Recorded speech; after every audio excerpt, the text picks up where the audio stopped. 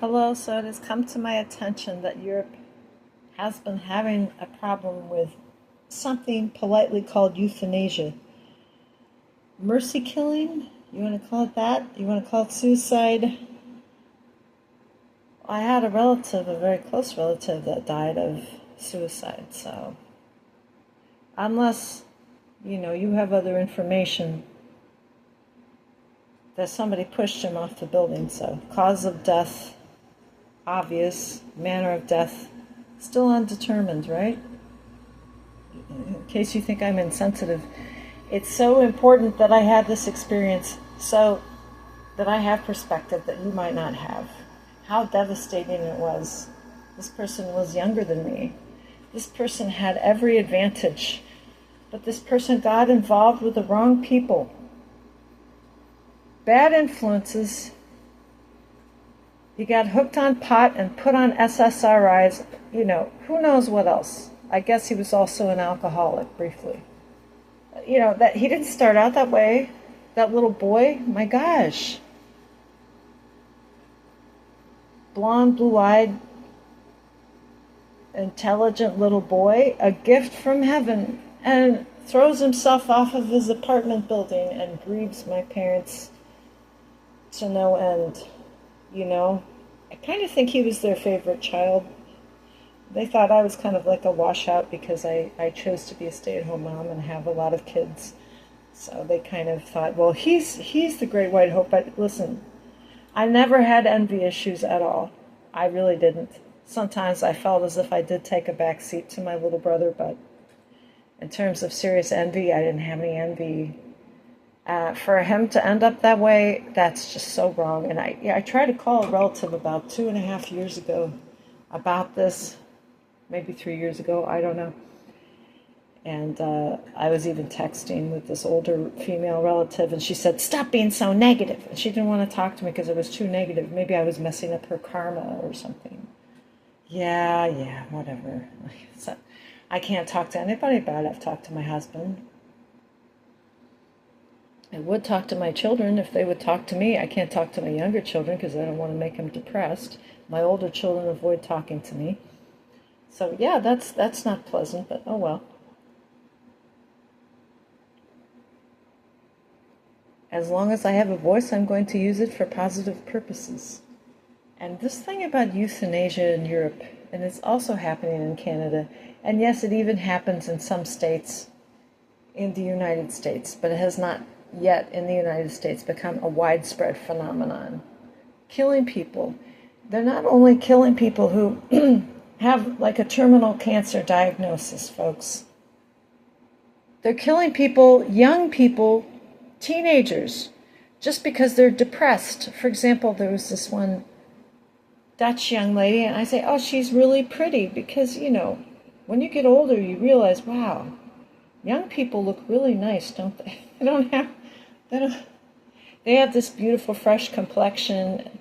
Even if you are a teenager and you feel ugly, wow.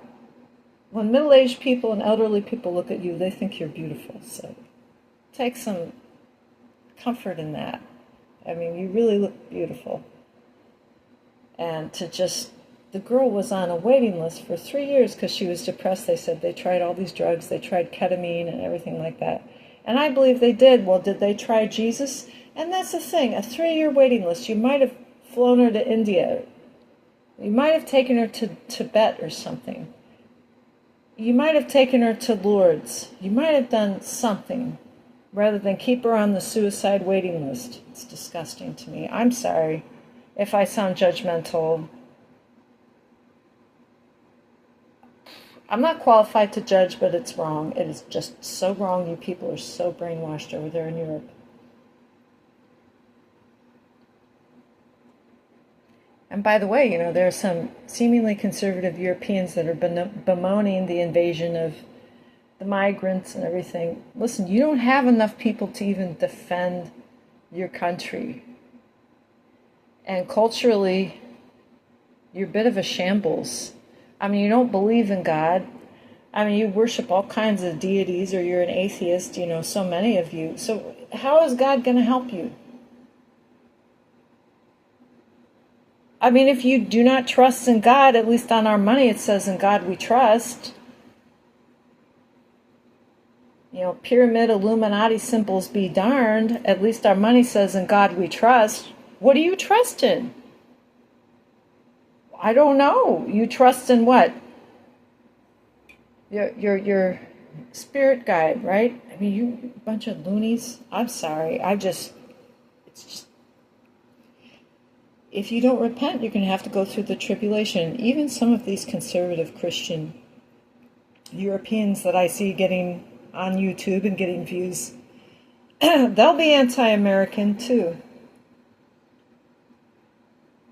Well, that's a nice way to treat people that saved you from Hitler during World War II. That's gratitude for you. Do I like Hollywood? No, I don't like Hollywood. Like, of course they had some great things. You know, the music industry has given us some great things. Hollywood has given us some great things, but it's also given us a lot of bad influences. And I understand that. And if you think I'm here to defend Hollywood or the American entertainment industry or American culture, which is bad, you know, bad aspects, I'm not the one defending it. I'll be the first to say how damaging it's been. It's been damaging to our own populace. It's been damaging worldwide. But do you have anything better to offer? Yeah, I didn't think so. I didn't think you did. Now, I heard something about Walt Disney. You know, the famous guy. I've been hearing bad things about him, about how he's a pedophile and he was really satanic and everything. I feel like I'm living in the twilight zone because I have conservative preachers like, you know, the guy with the white hair, David Jeremiah, praising Walt Disney. Another man talking about Walt Disney. He's an older preacher. He actually lied about his age in the aftermath of World War I and wanted to become an ambulance driver for the Europeans to help them pick themselves up. You know, because we helped you in World War I too. He wanted to help these people rebuild their society, so he lied about his age and he became an ambulance driver in France, and he was just so entranced by the architecture and the folklore and everything, and even magic. And that seems innocent enough. Now we know Disney takes it so far they've become full pagan. They've become full-on pagan. It's not even subtle anymore. But, you know, I was a fan of Snow White and Cinderella. Snow White was kind of a scary movie. Cinderella wasn't as scary.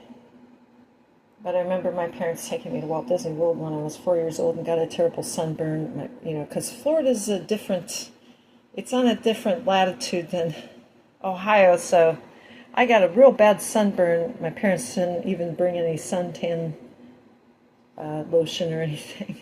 So I burnt to a crisp, and I saw my great-grandfather who was living in a nursing home in Florida. And I was scared. It's like you could see the evil witch looking out of Cinderella's castle, like there's an evil witch. And when I, went into It's a Small, Small World, there were aspects of Disney World that were a little bit creepy and a little bit scary. But I love the song It's a Small, Small World, you know, the little ride. And so please don't tell me that. I mean, I have a hard time really accepting that Disney was just an evil pedophile who was trying to corrupt everybody. But there were very many witchcraft themes. Almost all of his movies had some sort of witchcraft theme. The fairy godmother was a witch. She was a good witch. She was a witch nonetheless. In Snow White, the stepmother was a bad witch.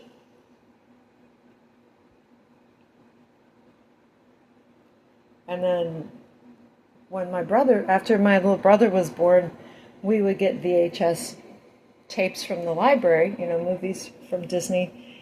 And of course, there's Herbie, the demon-possessed car. And okay, there has to be something supernatural in almost every Disney movie, right? I mean, that's really true. Bed Knobs and Broomsticks. I love that. I love that movie. And my brother and I watched it so many times. My brother watched The Sword and the Stone. He really loved that. Of course, that's Merlin and that's pagan. Little did I know, these things would later on go on to influence him in a negative way. Because once he started to get bullied and ostracized, whether it was in junior high or high school, I'm not sure, he turned to a group of misfits that played Dungeons and Dragons, and at least one of them was an atheist who went on to commit suicide. So, I mean, really, it's like bad company corrupts good character. That's what the Bible says. And I really wanted to be a positive Christian influence on my brother, but I had to leave for college when I was 17, and I felt bad because I felt as if my parents were not going to safeguard him, his morality. They were not going to protect his innocence. He was about 10 years younger than I, so you know what? I was kind of correct about that, but again, he wasn't my son, he was my brother, and I did what I could.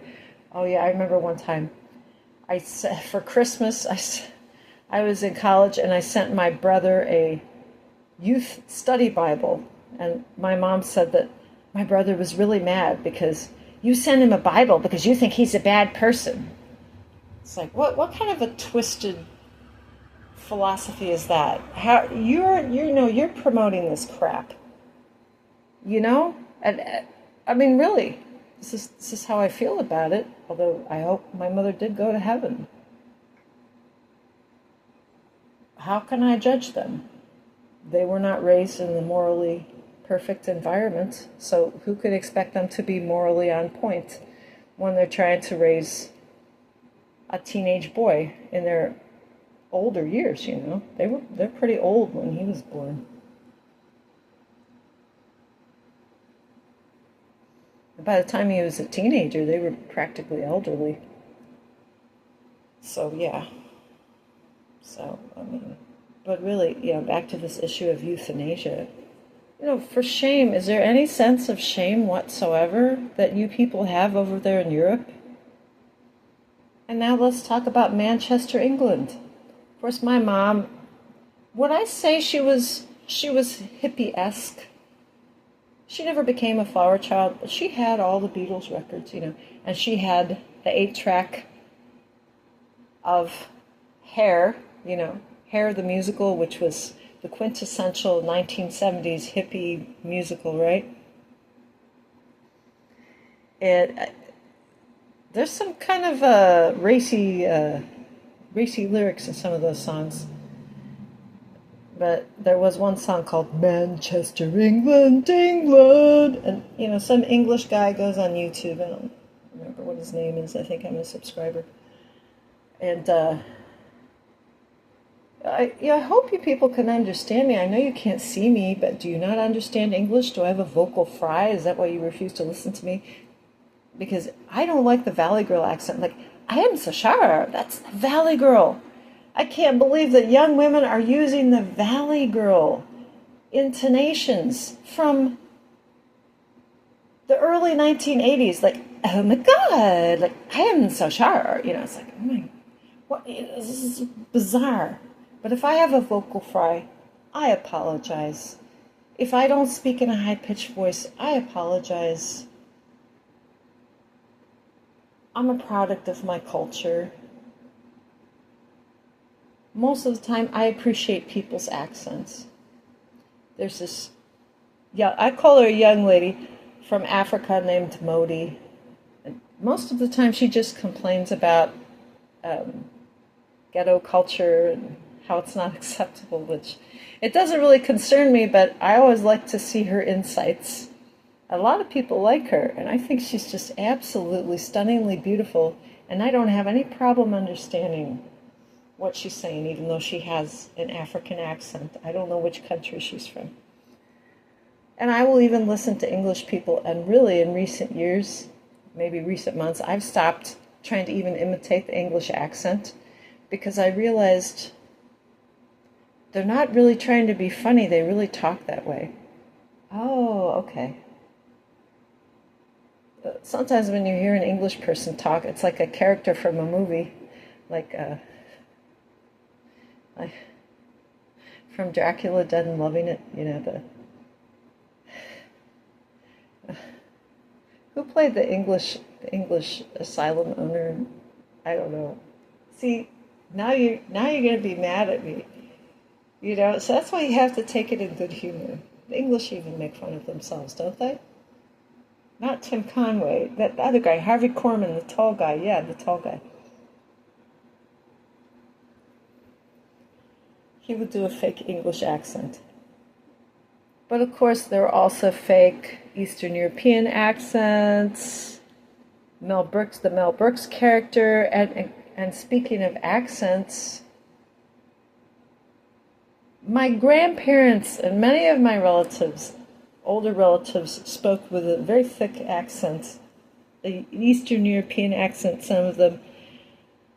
There was one lady, I'm not sure how closely she was related, but she actually spoke with an actual German accent. There was a difference, because there was the Bavarian, Southern German accent, Eastern European accent, and then there was the one who really spoke with a German accent. And she was just a darling person.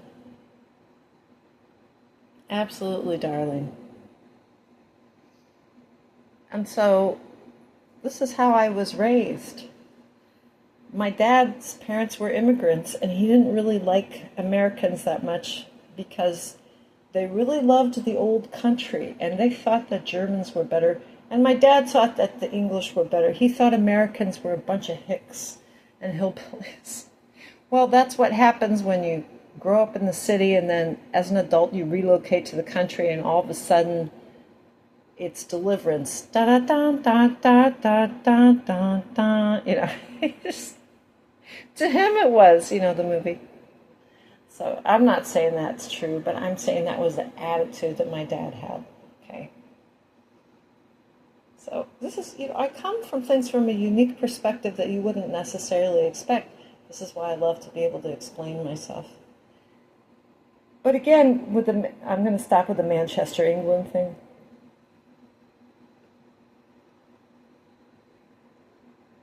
This English guy, you know, he's showing women just dressing really trashy in cold weather, like, and then people saying, well, Americans shouldn't be shocked. Americans of all people, blah, blah. You know, it's like, you know, not all of America is Los Angeles, California, or New York, duh. Although in the summertime, you'll see people bringing their little girls into grocery stores. The little girls are wearing the Daisy Dukes, you know. It's like, listen, if I'm going to be offended by people dressing, I mean, I don't like it when little girls and teenage girls are dressed trashy. I mean, a few years ago, there was this really fat chick that I saw in Meyer, and she was wearing really short shorts, and she had, I think what impressed me was she did have really big thighs, but she had no cellulite, so I'm thinking in my mind, is it okay for her to wear short shorts because she's really thick, but she doesn't have cellulite? I would say, if you have unsightly parts of your body when you're an adult, it's best to just keep them covered up. And that goes for old ladies with varicose veins. Can you just not wear leggings or a skirt? You know what I'm saying? It's like, some people might like to look at, maybe you have lovely legs like my mother did. You know, she had lovely legs. And they tanned so well. It's not offensive, but what is offensive is being too young and dressing a little too scantily, and being a mother and bringing your daughter into the store and having her dress a little scantily, or being a mother that's just wearing skin-tight jeans with your young children and looking a little bit like a slut. And I'm talking about America. You know, so I don't give Manchester, England a pass, not at all.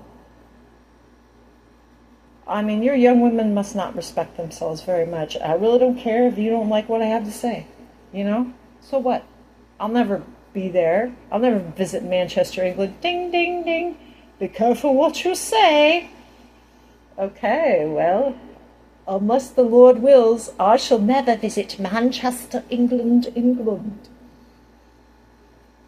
I don't mean to single you out, but really, I mean, you look kind of trashy and sleazy For shame, I'm telling you. Somebody needs to say that to Holland for euthanizing its youth, and to England for dressing too slutty. Adios!